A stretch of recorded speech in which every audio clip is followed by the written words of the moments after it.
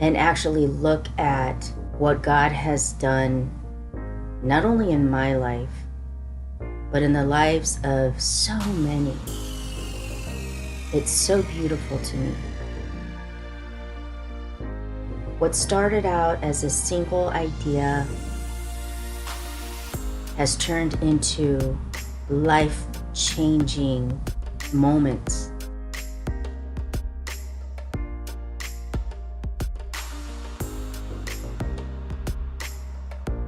When you take yourself out of the equation of trying to figure it all out and allow God to step in and do His work through you, you are capable of so much more than you give yourself credit for.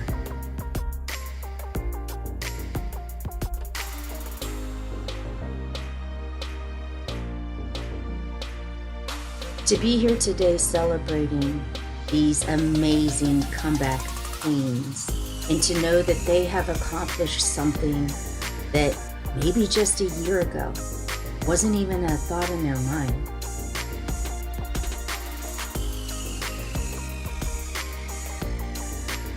Congratulations, Denise, Julie, Rosanna, Jessica, Brittany, Dawn, Melinda, Tish. Let's celebrate.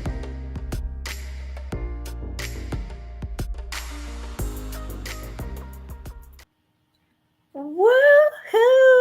Welcome, welcome. We are here to celebrate something that is so exciting for so many reasons to so many people. We are here to congratulate the new authors of this amazing book series, Surrender to Rise. So, number one, let's get some things in order. If you are there, drop a comment. We are streaming across multiple platforms, so just say hi.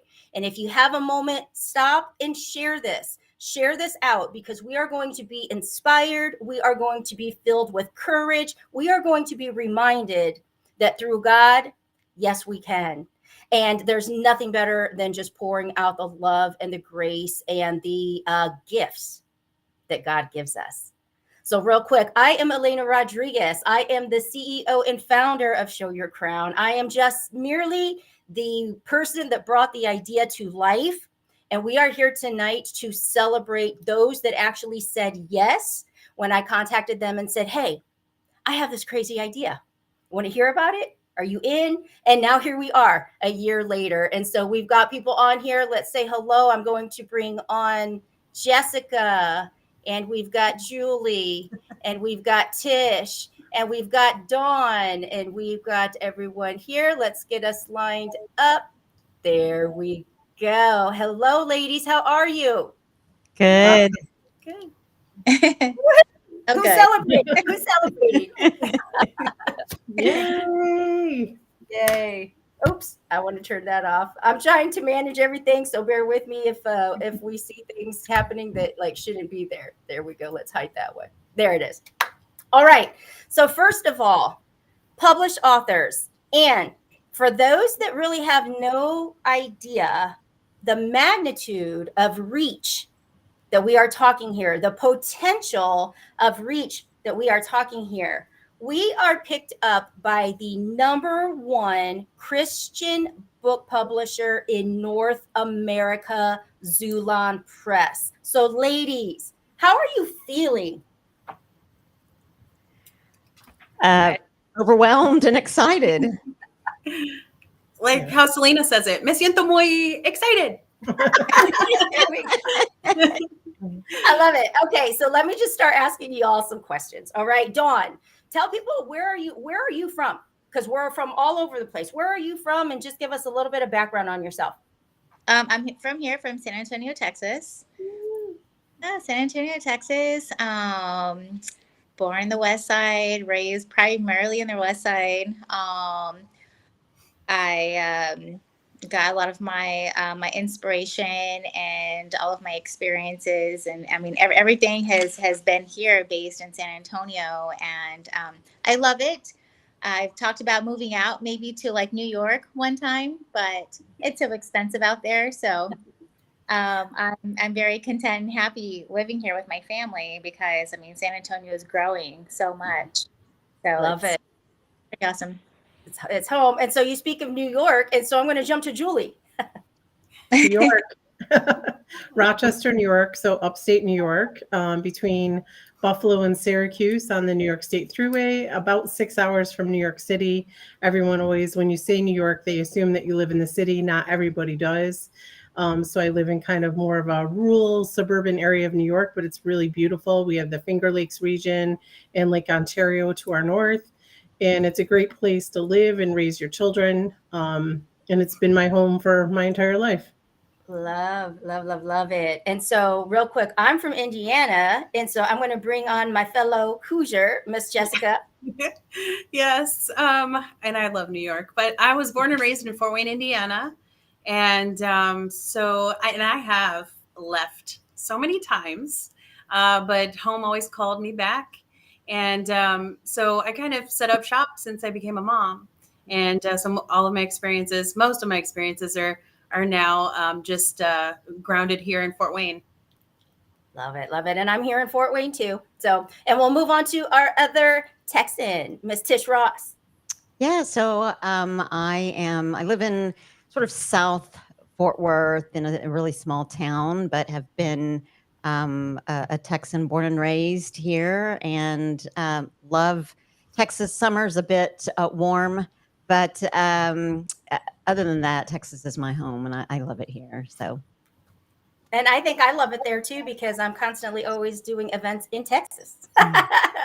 So let's talk about Surrender to Rise. All right, real quick. My background is I'm a two-time best-selling author, and God started talking to me and said, "You're going to do a third book." And at first I thought, is it The Christmas Widow? I became widowed on Christmas Eve. Is it Dear Future Husband? I had done so many writings to my Dear Future Husband. So I really didn't know what it was or what I was to do with it, but I just knew God was saying, there's another book in your future. And as I prayed on it and prayed on it, and I kept thinking of my comeback story, people always wanted to know, how did you make your comeback? How did you keep pushing when things kept crumbling down upon you? And I thought, I'm not the only one that's gone through this. And then it was like God just spoke to me. And so here we are, the first in a series, because Surrender to Rise is here to stay. And you all are the actual first published authors in the series. So what drew you to wanting to say yes when I call you up and say, hey, God laid you on my heart. I don't know what I'm doing here, but are you doing it with me? And Julie, I'll go with you first on that one. Yeah, Elena, I know you and I had a bunch of conversations about collaborations for as soon as we met, pretty much. I felt like it was very organic. We really clicked. And I felt like we were both on this path of uncovering what was next, right? And when you called me and you said, hey, I'm thinking about doing this, it's an opportunity to kind of share our stories collectively as a group. Would you be open to this? And I was like, you know it. I was really fired up, excited to collab with you and with these other amazing women that we have here. And I just kind of I felt that pull on my heart as well. And I felt like it was divinely guided. And I'm like, yes, I'm meant to really share this story. And so I really felt inspired to step to the plate and kind of share my story of my big pivot, if you will, in life. Mm-hmm. I love that. I love that. And we were, we've only known each other for about 2 years now. And so Tish, you and I go back a little further. In fact, you and I go back probably the longest in this group of authors. And so what did you think when I contacted you and said, God laid you on my heart? I was taken aback a little bit, and for more, I get more reasons than one, right? So, number one, you never think that someone is going to call and ask you to be a part of something this big, and in my mind, ever since I had started in audio and partnered with you and partnered with God to share and to start an audio podcast, and I kept saying, no, I don't want to, or not me. The Lord just kept saying, yes, you. And a part of that years ago, even prior to this invitation, the Lord had even placed, write a book, tell your story. And so those things, whenever you called, all of that in slow motion, but very quickly, was running through my head. And so, of course, the answer was yes. Oh my goodness, feeling honored, and knowing that God has always told me that you have to tell others about me. I didn't get you through this just for you.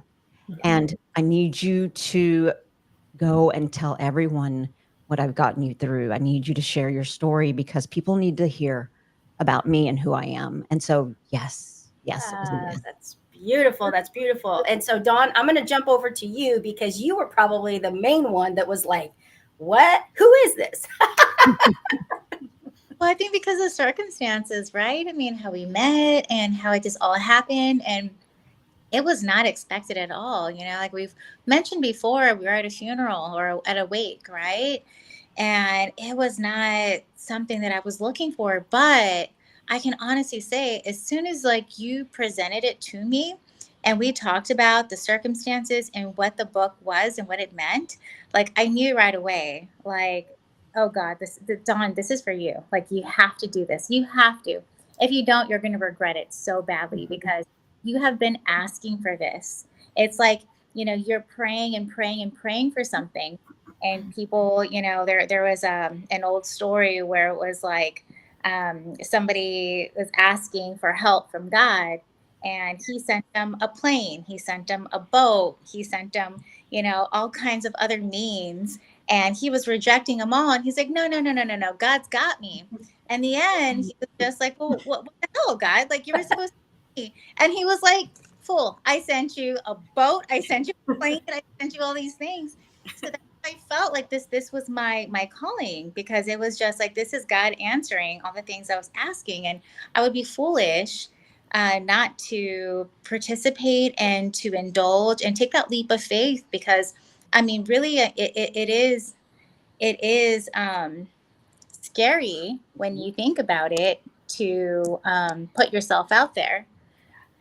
Can you still hear me? Yep. We heard you. Yeah, it's awesome. And yes, we did meet. Can you still hear me? Yes. Yeah, we did meet at a funeral, a wake of my cousin. My cousin that was the closest, he's going to always be present anytime that I think Dawn and I are in the same space, because my cousin Adrian, we were just months apart, and he passed at 49 years old suddenly. And I met Dawn in Texas at his wake, and I was just God just leads me to certain people like a magnet, and I could see something in her. I didn't know what, and I really had no idea that this project was in front of me.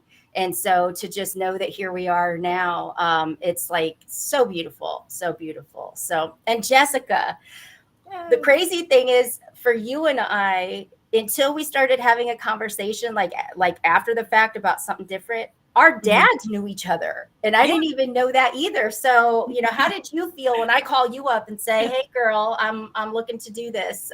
You want to be in?" Yeah, I was, of course, terrified and excited at the same time, just because I always wanted to write. It was something that was in me, and I knew I had a lot to share, but I didn't know exactly how it was going to come to be. And I think just having that conversation with you, and to say, just think about it, it became one of the most cathartic experiences of my life, just because we had to take so much time to really think about what we wanted to put on paper, and what it is that we wanted to share. And I think, because my background has been in education. So I've always, told my former students, I've always told my students, embrace who you are, embrace your passion, the things that you are passionate about. And don't let anybody, tell you who to be or what to be or what to do. And I think that has been the motivational factor for me to go all in and to actually get it down on paper and express myself in that way to, send that message in a much bigger way. And to, just embrace who you are and how you evolve and understand that your path has no intention of ever being linear. I think it just became one of the most exciting and terrifying things, just to get it out on paper. I love that. Exciting and terrifying. Yeah. So before we get into the actual book, okay, we are talking about Surrender to Rise. This can be found at showyourcrown.com. If you click on the author's picture, you can place your order and support your author. But I want to read something that's in the very beginning, the very intro of the book. And it says, she continues to give to others when she's got nothing left for herself. She hustles and grinds and does it afraid, while the rest of the world silently sleeps. She knows pure strength comes from complete surrender, and so rejoices in the fall. She loses count of the silent tears wiped away and continues to share her smile. She beams of magnificence from a heart of pure gold, and yet moves fiercely with the spirit of fire. She cannot be stopped. She will not quit. She rises higher with each defeat. She is a comeback queen. She is me. And that piece right there just gets me choked up, because I wrote that actually at a very, very time in my life when I was just exhausted. And I know I'm not the only one, right? And everyone has a story to contribute. So when God told me about surrender, I actually put a framework around surrender. And so, and there's nothing more perfect than having the exact number of people, the exact titles of in their chapters that laid out with this framework of surrender that I had in mind. Like, this all came together beautifully. And so now we're going to pick apart some of the chapters, because some of the authors aren't here with us tonight. And so we'll bring them on and celebrate them another time. But we are going to talk about, in the framework of surrender, Julie, you are actually the you in unconditional love. Okay. These are all the components that must come together to truly surrender to what God has going on in your life. All right. And so, unconditional love, your chapter is It's Never Too Late. Mm-hmm. Talk about it. Yeah. So I was at a really difficult crossroads in my life, where things were just kind of falling apart to come together, I think is the best way for me to describe it. I had just recently been divorced and was going to get on a plane to, actually, you guys, fly to Texas. So was coming, I was an independent consultant, had a very, very, very, very successful career. That job and that situation had worked when I was married, but at the time that this was happening, it no longer fit. It just wasn't working anymore. It was actually my son's 7th birthday, and I was having to fly to Texas. My dad got out of the car, handed me my bag, and just looked at me, and he said, "My friend, I think it's time for a change. You know, your career and your life, they're not fitting together any longer. And, look at me, Julie. I started an entire company. I retired from what I was doing, and at age 50 started a whole company, whole consulting companies. Like, you're vastly talented. You could do anything you wanted to. You're not stuck." That was something that I needed to hear at that time, Elena, because I had in my mind really believed that the only way that I could make the kind of money to take care of myself and my child was to get on planes and travel, because that's what I knew. Mm-hmm. And I want to just talk about how many people actually have felt like they are stuck. Yeah. Right. If you're listening, do you feel stuck? Have you ever felt stuck? And to be in that moment, Julie, when it's like you're looking at your options, and you feel stuck. I don't feel like I have any. So you are not alone in that either. I mean, Rochester is a small town, right? I was flying to major cities. I was going to Dallas. I was going to Houston. I actually was going to San Antonio. Ironically, you guys, Dawn, that you're on the call with me today, on that day to run a large workshop for business owners. And the words that my dad said to me rang in my ears all the way to Texas and all the way back. I happened to get lucky enough, Elena, to run into my childhood best friend as soon as I got back. Hadn't seen her in 10 years. We went to the park that day, like 2 days later with our kids. Our kids were playing. She looked amazing. I was so excited to see her. And she just looked at me and said, I prayed to God that I would run into you. And I think that's the sweetest thing anybody's ever said to me. And she said, I need your help right now. She's like, I'm in a very difficult spot.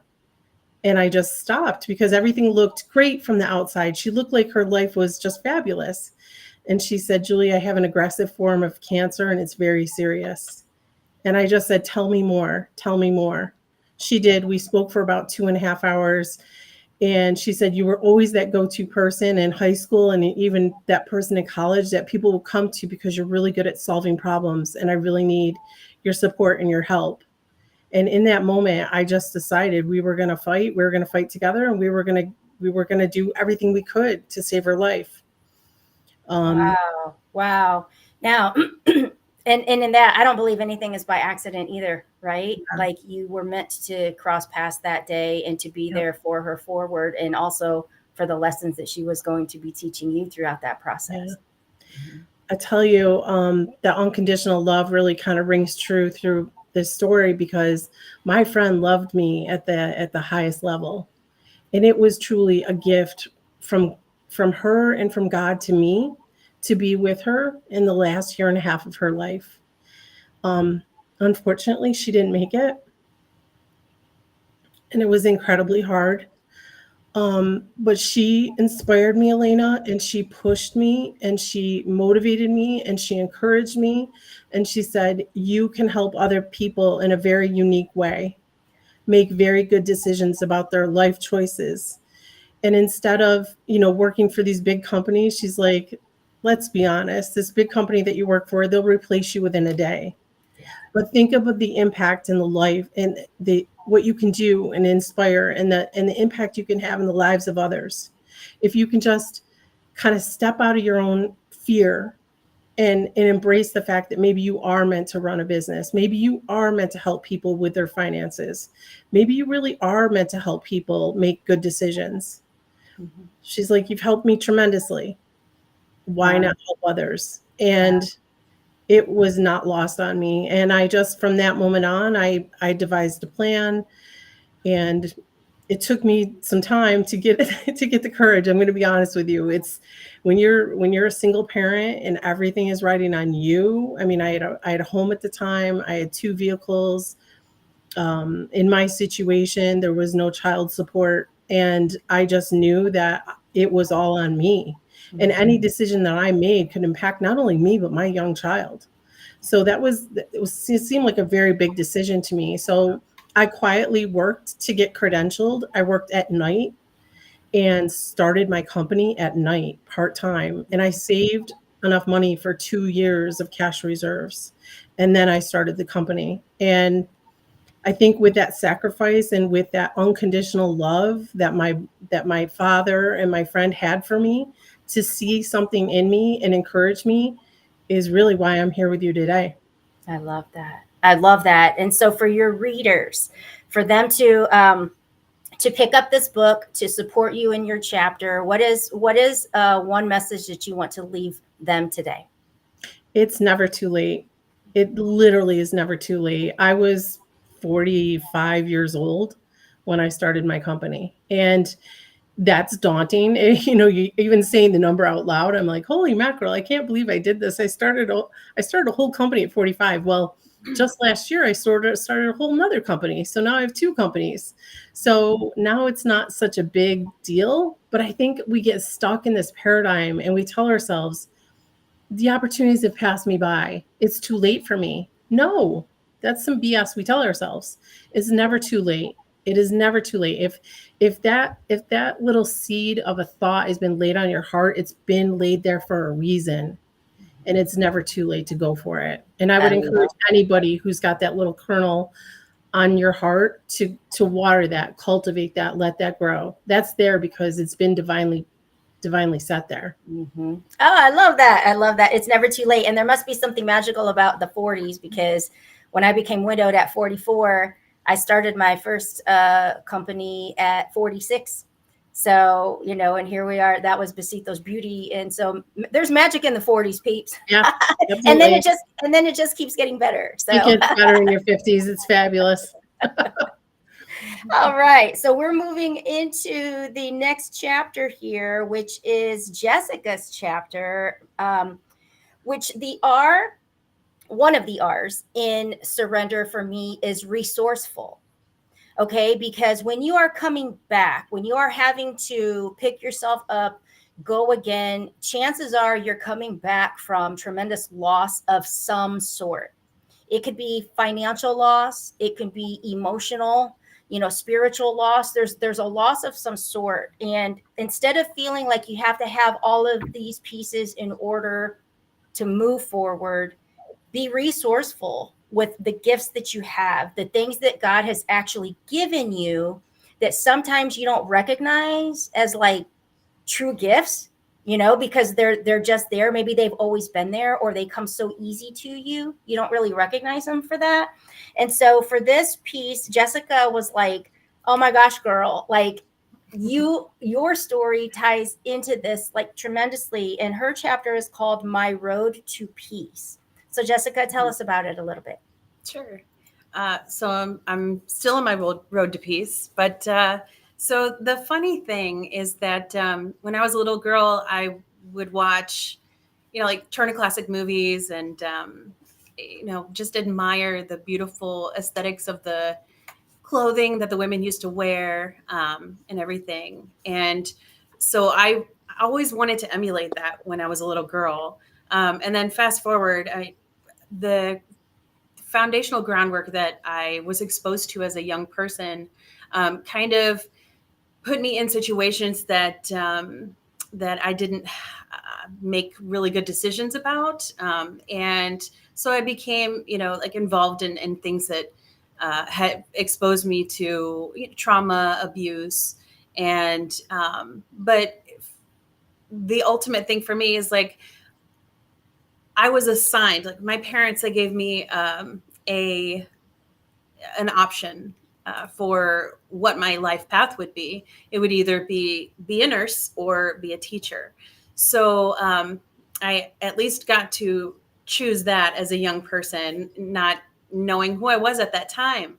And so I went into teaching. I went into education, and I knew that I would go all the way with my education. I would go, I would get my bachelor's degree and my master's degree, and then kind of dabble with my PhD, which I did not finish yet.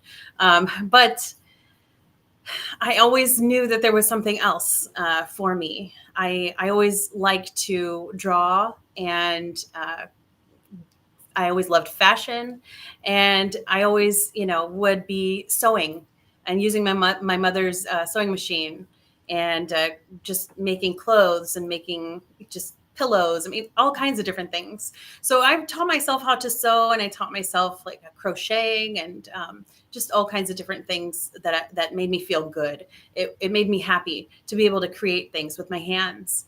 And so that resourceful part, I was in the field of education for over 20 years, serving our young people. Just, and of course, throughout that journey, telling them, look, you have to embrace what it is that you love, embrace things, even if it makes you nervous to tell your parents that this is not what you want. You want something that defines who you are and not what your parents want. So that was always my battle cry when I was serving all of my students. And so the field of education was everything that I knew until I became pregnant for my daughter. And it's so crazy because I'm also a single parent. My daughter, she was born with severe eczema, and it kind of created this stop to my life, everything that I knew up until that point. And I had to, I had my life set.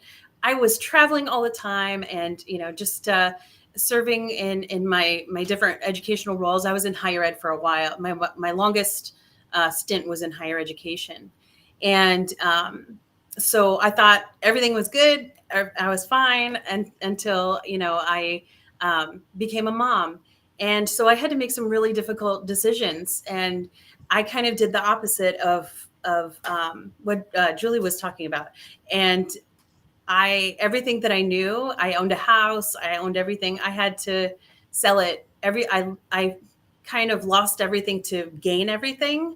I started my small business, and I started, just going back to who I was as a young person and creating things with my hands. And I knew I loved the 50s vintage styles. So I told myself, you know what, let's start creating things.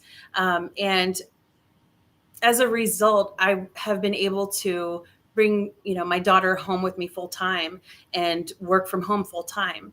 And it's the best decision I could have ever made, even though it was the most terrifying. It still is.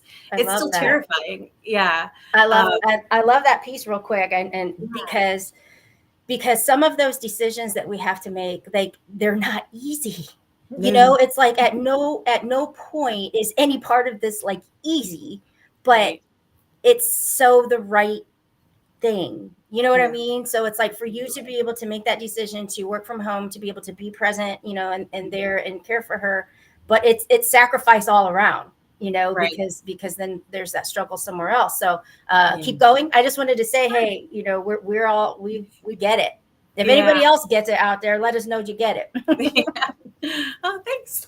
So it's been the best decision I could have ever made. So that whole time that I was in higher education, my daughter was sick. And so that job, that position, the director positions that I had and I held, they had a lot of responsibility to them, but I could not be present. And it was the final straw was, she was continuously being, getting sick. She would be at a daycare, and they're cesspools for germs. So it just became unsustainable, and it was excruciating because I couldn't be at work. I had to be home with her. I didn't have any other options. So since she's been home with me, she has not gotten sick. She has not been sick. So it is the most amazing thing. But we're it's hard, of course, to be a single parent. But I get to create, and she loves to help me. And so I just want, I think my message, the biggest message that I want to send out to everyone is making a decision for you that that it's a decision that you have to make, because it will continue to be present in your life. And it took me a really long time for me to completely decide that the best decision to make was to bring my daughter home, and let go of everything that I knew as a person. This absolutely everything that I knew as Jessica. So now it's I'm trying to get into that new mindset of, okay, this is what I need to do, and this is why this is happening. It's to keep my daughter home with me, and for me to be home with her. So this is why my life is the way that it is right now. So, and I'm okay with that. It's hard. I have to convince myself, a lot, but to be able to do what I love. And so as a result of that, I'm able to make my hair flowers, I make vintage inspired accessories, and get, accounts from Los Angeles and, all kinds of different places, to help women to feel good And that's my thing. It's like, okay, I've had all these life experiences, the abuse, the trauma, all kinds of things. It's in the book. But the biggest message is to create and use what you know, be resourceful. And then how can I share it with the world? How can I share it with other women Yes. for them to feel empowered? Mhm. And so this is my way of, giving what I'm supposed to give right now. I love that. And you know what? I love that. And number one, like your flowers behind you are just absolutely gorgeous, right? Everybody needs to like go to her boutique and like check them out. But when we say resourcefulness, there was it was a couple years ago, and I actually worked with a group of widows from Africa who had to come together. They came together to try to figure out how they could start some sort of a business where they were, because they were all widowed and had kids and had to just come together. And so when I think of that resourcefulness, they actually were working to gather up enough money to purchase a cow, because if they could purchase a cow, there's so many different things that they could do. And it's like sometimes when you think you have it like really, really tough, God places those things in your path to remind you, just keep going, because somebody is still looking at you for guidance. And so for your baby girl to be able to be healthy, to be home with you, she's not worried about all the other stuff.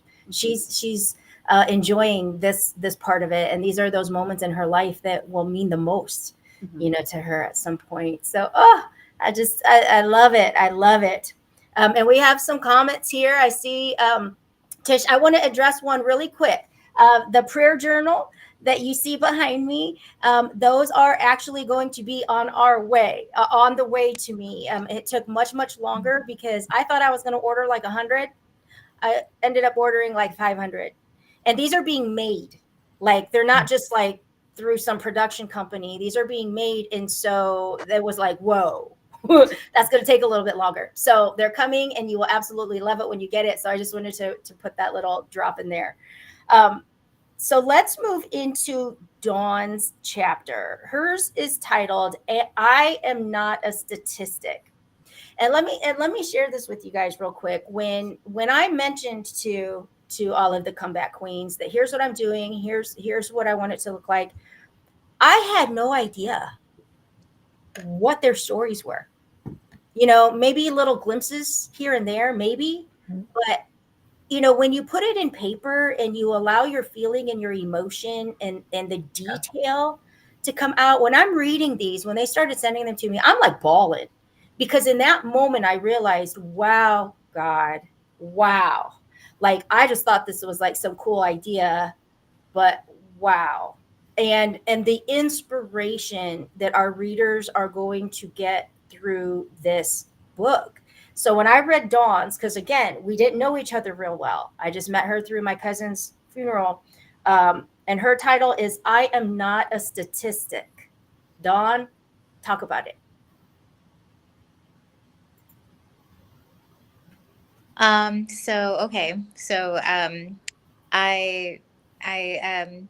titled it as that. I'm not a statistic because, going through all of the things that I went through, when somebody tells you enough times that, you're not worthy, or you are a statistic and you're not going to make it, you start to believe it. It's easier to believe the bad things than it is to believe the good things. And so I wanted to share my story because I know I'm not the only one. And I know there's lots of, boys and girls out there going through the same thing or went through the same thing. And the world turns around and tells them that they're a statistic and that they're not going to make it very far.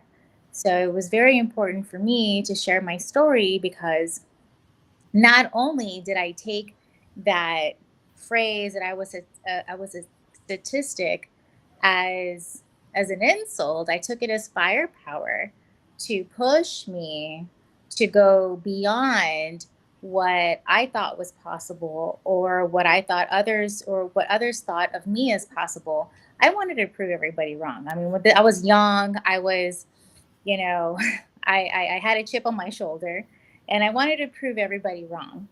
So that was my, I guess, my motivating power in the beginning.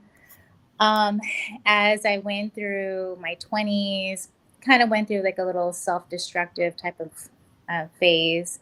And then I started to realize, holy shit, you are becoming a statistic, girl. You are strongly, quickly becoming exactly what the world said you would be. So I decided to go back to school. I decided to do all these things. I got pregnant again. Um, all the world happening, you know, um, anything that could happen would happen and did happen. But I didn't allow that to stop me. And I was a single mom, and I mean, it's all in the book too, right? But yeah, like my baby's dad was in prison, all these things, right? I was by myself, but I still figured out a way to make it. I still went back to school, and being in nursing school itself, there's a lot of motivated men and women, and they're going through divorces, and there was funerals, and there was childbirth, and all these things that were happening, and these people were still sticking with it. And I was just like, wow, like, they're so motivated. You hear so many people having excuses. I can't go to school because of my kids, or I can't, exercise because of this, or there's always some kind of like excuse for something, and you can give yourself every excuse in the world.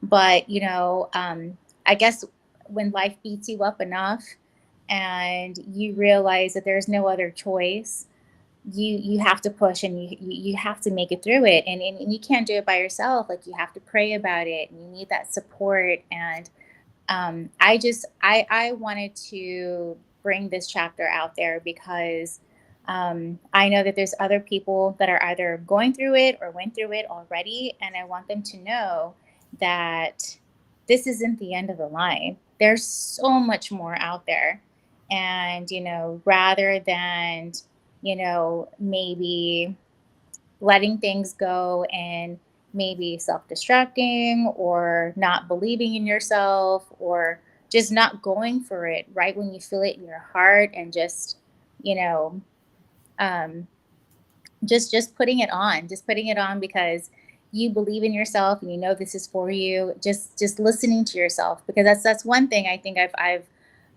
always come back to, is that you have to believe in your gut. When your gut tells you to do something, and it tells you that this life is not for you, there's another life for you, or this decision is for you, or whatever it is that life keeps nudging at you, you just have to do it. And you know what? And that's okay. It's okay despite the negative circumstances, besides the bad things that might have happened, or the bad things that are happening. You just have to keep pushing through it, because if you don't push through it, nobody's going to do it for you. Nobody's going to come and save you. Nobody's going to come and you know just give you like an aha, like, this is what you should be doing. No, like, God already puts it in your heart, and it's up to you to listen and to take action and to make it happen. Because at the end of the day, we're all born alone, we all die alone, and you're responsible for your own self. I So, love that. Yeah, we I- are all responsible for our own selves. And the thing is one of the things that I think is so cool is when you meet your tribe, when you meet the people that are moving in the Mhm. same direction as you. I mean, God picked us from around the country to come together because we have a common mission, we have a common story, and even though the experiences are different, he knew, I pull them together they can do mighty things. And so sometimes all someone needs is that person to be beside them to say, hey, I'm going this way too, we can do this together, come on. And if we can create that environment, even for the younger generation that does feel like they're trying to navigate this pathway into the unknown without support, without people that get it, because personal growth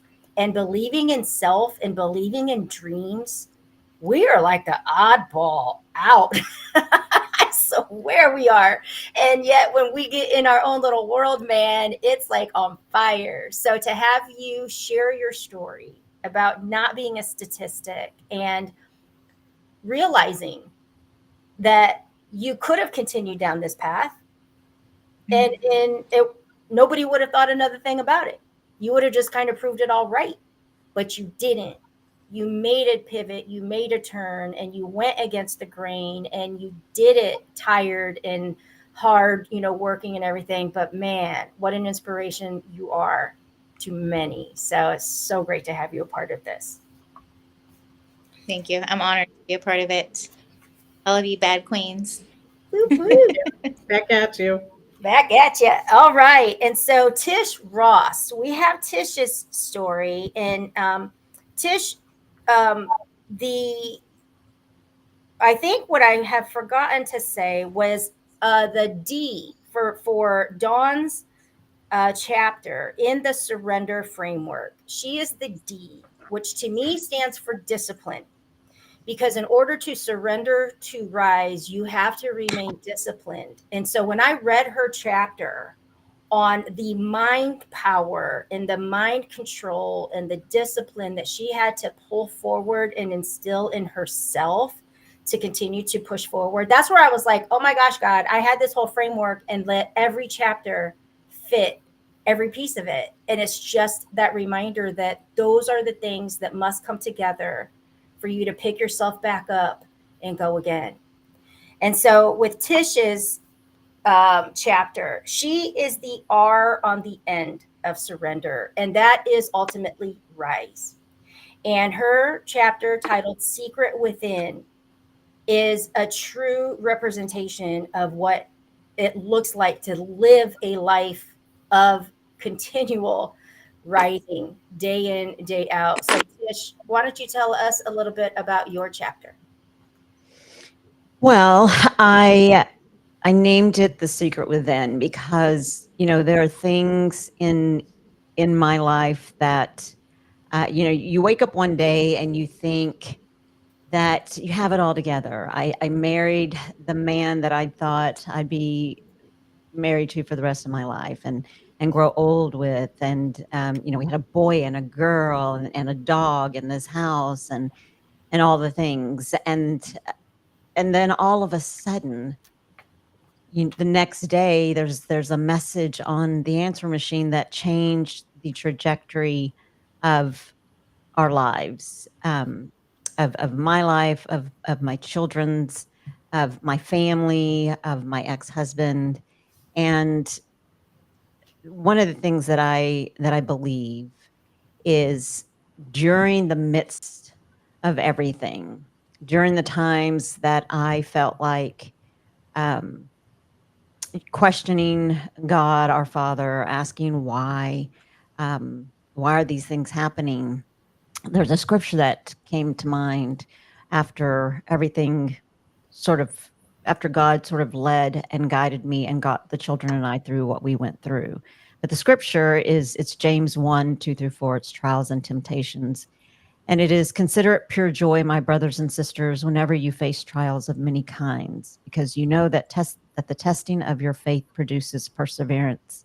Let perseverance finish its work so that you may be mature and complete, not lacking in anything. And I understand that now. In the midst of the trials, I did not. I wondered, why God? And how am I going to do this? The secret within was deep. And the reason I titled it that is because the Lord told me, don't tell your children what your ex has done. Don't do it. And it was in the very beginning because I was a wreck. My life was turned upside down. And the reason that he said to do that, to not tell the children, was because it would crush them. It would change who they are. And I felt that to my core.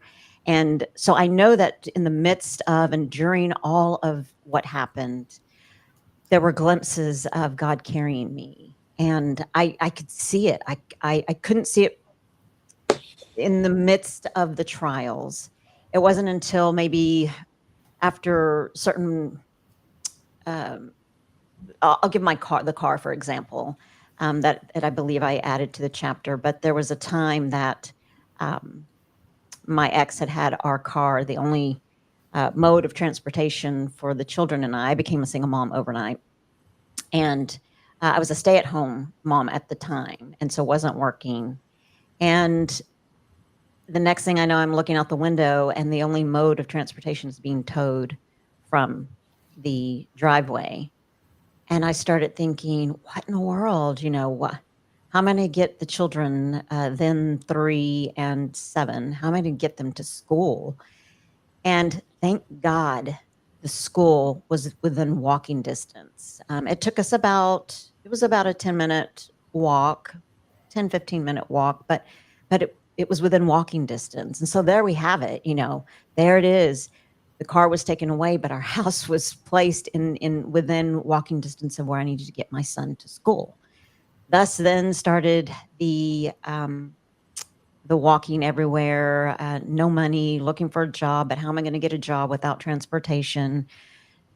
Started praying and looking for a job within walking distance, but I had no childcare. So prior to this, my mom, a week before I became an overnight single mom, because of what my ex had done, my mom had just passed. It was a week before that. My mom had just passed. My dad told us that he didn't want to see us anymore, any of us, my siblings anymore, because we looked too much like our mother, and he was in pain and he was grieving, and I understood that, and I respected the way that he was grieving. But at the same time, I've lost my mother. Now I don't have my father, and then a family member, and then I became a single mom overnight, and now I have no car, and I need to figure out how I'm going to take care of these babies. And my prayer posture is on my knees, and my son being 7 and my daughter being almost 3, she wasn't even quite 3, but almost 3, would come and pray with me. And as a mother, you keep it together, and we were praying, and I was just casually talking to our Lord, and I said, I need you to help me. I need you to help me. I need to figure out how to provide for these children, even in the midst of the horror that went on, and in the midst of losing my mother, and in the midst of losing my father, and in the midst of losing a family member. I'm still trying to figure out, how am I going to save and provide for my children? That was my main focus. And so my prayer posture was, even if is it a taxi? Is it a bus? Is it a job within walking distance? And the Lord had carried me to a place that I had no idea. My children had actually gotten a ride to a church that I knew nothing about. I had just seen it. And I wanted to go to church there. So we went, and I don't remember my first visit there, but I remember sharing with someone. So this man had asked me, how am I doing? And he was the first person that had ever asked, how was I doing? And I just started bawling. And I guess it was the Lord speaking for me, but I guess I told them what had happened.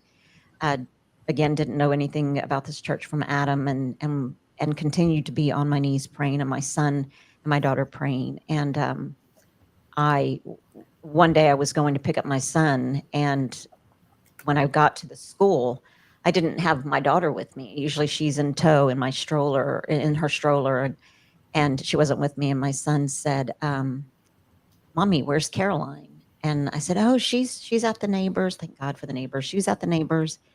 And so he starts turning the direction that we are getting ready to walk in to go home. And I said, oh, no, we're not going that way. And he said, he was 7. And he said, huh? And I had these keys, and I said, we got a car. And the first thing that out of his mouth was, Mommy, God really does answer prayers. And that moment, those words were so, to me, it was just music ringing in my ear, because you know what? This wasn't about me. This wasn't about me. This was about the future of my children. This was about them learning the power of prayer. This was about them learning who God is and how God does answer prayers. This is about surrendering on our knees. We prayed, we surrendered, and we did rise, and we got a car. And was it, a brand new car? No, I think it was a green '88 Beretta. But to us, like I said, if he was running down the sidewalk to the car, and you would have thought that he was running to a Mercedes or a Aw. fancy car, but That's he's now a youth pastor. And so that changed the trajectory of his life. What happened to us was, yes, all of us, and sin affects people, and the choices and decisions that people make affect your family and people. But because the way that God guided me, thank God, praying on my knees, surrendering every day, help me, help us. My son's a youth pastor, and God wants me to tell everybody the secret now. It's not within anymore; it's out there, and I'm happy to share so that others will gain hope and that they will know that they're not alone. That's the purpose. I love that. I love that. And I remember the first time that we really started talking about the different layers and to your story over these years. And that's why I just knew, like, for every single one of you, people can see themselves in you. For every single one of the comeback queens in this book, there is something for everyone. Somebody can see themselves in every single one of us. And when we talk about, because it is about the book, we are here to celebrate. This book is not about us. We are here to celebrate, and because it's an accomplishment. But from my perspective, I want to share a couple things for those that are tuning in and listening. Why do I keep putting across, purchase your book from showyourcrown.com. Showyourcrown.com is my website. You can click on the author's pictures. Are we on Amazon? Yes. Are we at Barnes & Noble? Yes. Are we at other bookstores and outlets? Yes. But when I brought these authors together, I said, I have a question for you. Okay, I have a question for you. I said, this is my third book. My first book went bestseller in 3 categories on Amazon. Woohoo! I got the bragging rights. I got this. I got that. Great. Didn't do a thing. Didn't bring anybody to me. I didn't know who was buying it. I didn't really make any money from it. It just was kind of like an investment that I made, but it was great. I learned from it, right? The second book that I did was a compilation, and we did hit international bestseller. But once again, who's buying the book? Is it making a difference? Are they even reading it? Who's getting paid through Amazon? Because I know I'm not getting paid. Like, it just was one of those things where it's like, these are great accomplishments. But I asked these women, I said, we have multiple outlets, because I have experience and I know a lot of people. We can go this route. We can go this route. We can do this. I can get you that. We can have our name in lights. We can go big, or we can actually go with the largest Christian book publisher in North America. They will spread our book to their outlets, but we can purchase our books and we can promote them and we can sell them, because the more that we do that, we are talking about the power of God in our lives. The reason that I went this route is because those of you that have ordered books from one of us, chances are they are signed and they were mailed to you, and there's a thank you with them, and it's appreciated. And so for that reason, we do want to say thank you. And for that reason, we do want to ask you, please share, please help us get the word out, because all God told me was bring people to me. I will take it from there. And this is just an avenue. This is just an outlet to be able to do that. So congratulations, ladies. I'm going to leave one last round for each of you to be able to share something to your reader, share whatever is laying on your heart. And Julie, we'll come back to you.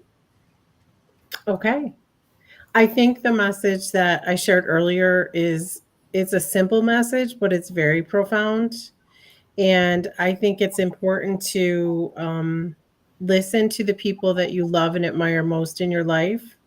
Because sometimes when God wants to get your attention, He's going to send these people strategically into your life to place certain messages on your heart. And oftentimes we go into autopilot and we ignore these messages. But I would encourage you to stay aware and listen to what people are saying to you. And you might see the connection in your life, which would then help you, move forward into your divine path. Again, my message is definitely it's never too late. Yeah. So Love that. Love that. And Jessica, what about you?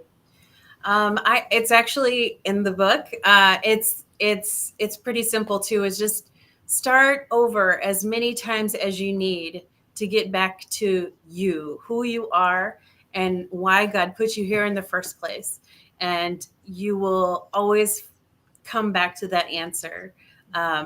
We may not have it figured out, and that's why you start over as many times as you need to then be shown. Yeah, I love that. I absolutely love that. And what about you, Dawn? My message is that no matter what the world throws at you, you are worthy of so much more. You need to get yourself into the mindset. Why not you? Why can't you be super wealthy? Why can't you influence people? Why can't you be like this inspirational role model?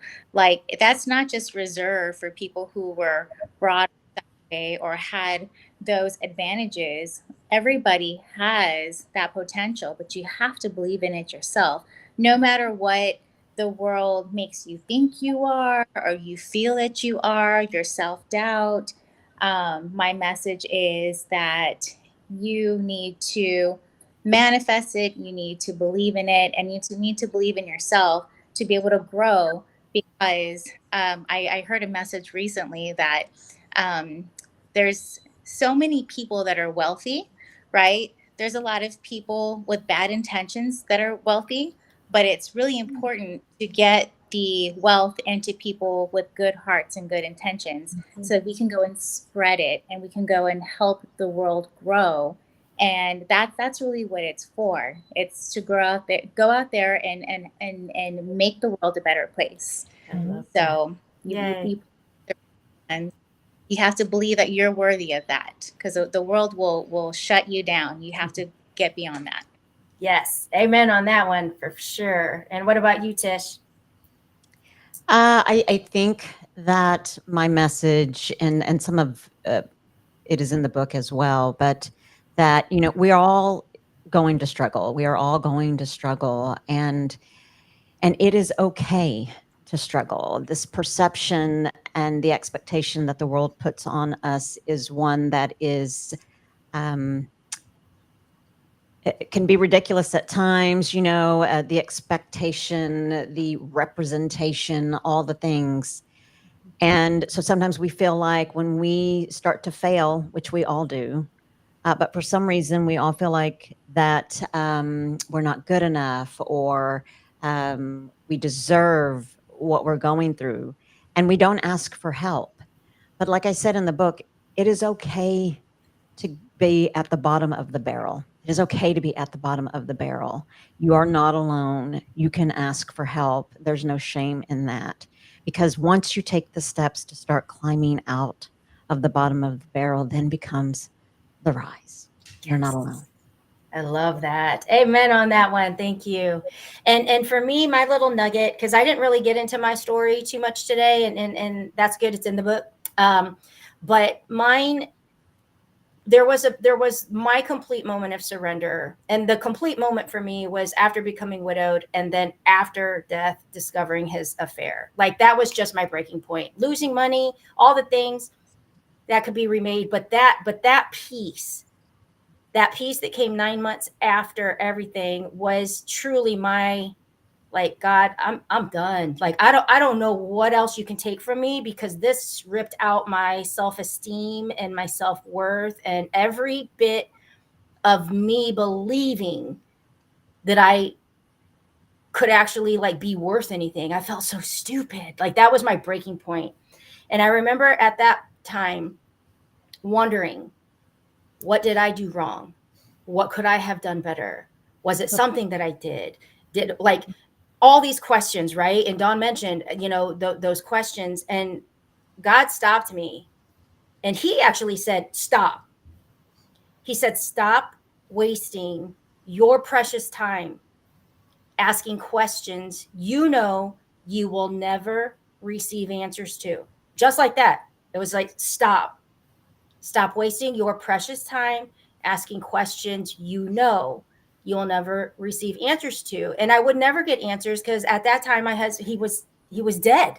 I would not get answers. And so that will never leave me.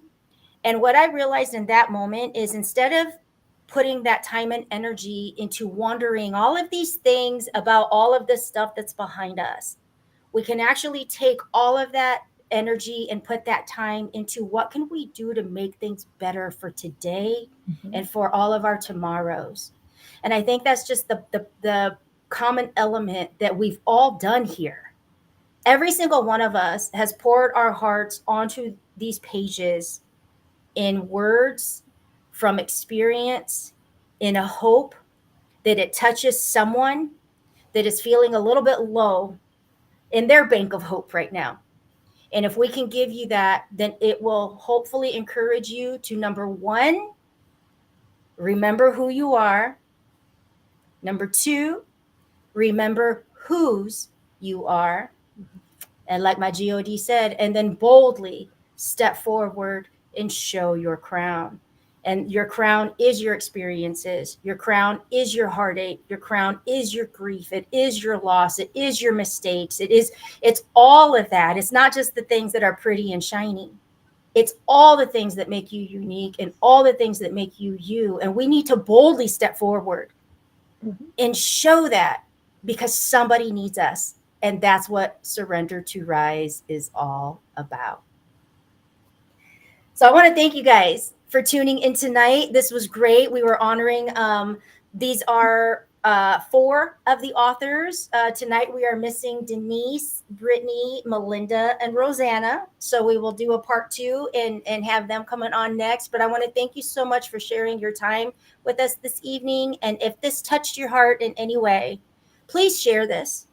Please click share on the outlet that you're watching. People can catch the replay and they can come back and support one of the authors at showyourcrown.com. And thanks so much. Thanks, Elena. Thanks, everyone. Thank y'all. Bye. Bye, guys.